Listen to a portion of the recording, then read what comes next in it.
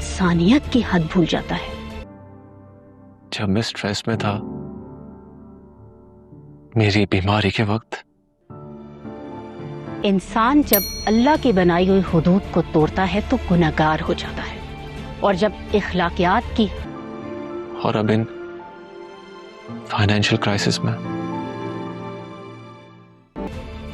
तो फिर वो अपनी औकात भूल जाता है, और फिर वो सरकश, गासिब, बागी।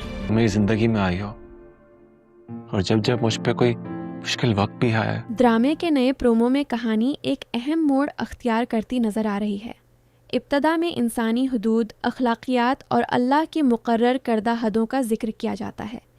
ये पैगाम दिया जाता है कि जब इंसान अपनी ख्वाहिशात के पीछे चलकर इखलाकी उसूलों को तोड़ देता है तो वो गुनाह और तबाही के रास्ते पर चल पड़ता है।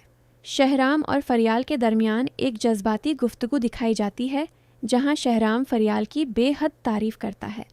वो एतराफ़ करता है कि ज़िंदगी के हर मुश्किल मरहले में, चाहे बीमारी का वक्त हो या मौजूदा माली बहरान, फरियाल ने हमेशा उसका साथ दिया और उसकी तौक़ात से बढ़कर वफ़ादारी दिखाई।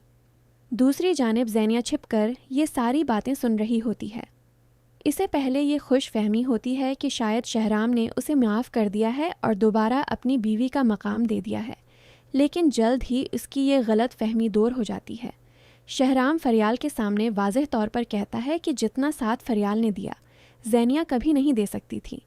इसके मुताबिक अगर इस मुश्किल वक्त में ज़ैनिया उसके साथ होती तो वो बहुत पहले उसे छोड़कर जा चुकी होती। शहराम के ये अल्फाज ज़ैनिया के लिए किसी बड़े सदमे से कम नहीं होते और उसे एहसास हो जाता है कि अब शहराम के दिल में इसके लिए पहले जैसी कोई जगह बाकी नहीं रही। प्रोमो के आखिर में फरियाल की वालदा सीरत भी ज़ैनिया को सख्त अल्फाज में तनकीद का निशाना बनाती हैं।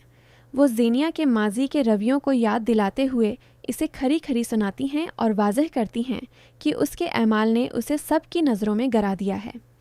मुमकिना पेश गोई, आने वाली किस्त में ज़ैनिया की मायूसी मज़ीद बढ़ सकती है, क्योंकि अब न सिर्फ शहराम इससे दौर हो चुका है बल्कि फरियाल और इसके ख़ानदान का एतमाद भी मुकम्मल तौर पर फरियाल के साथ खड़ा नज़र आता है।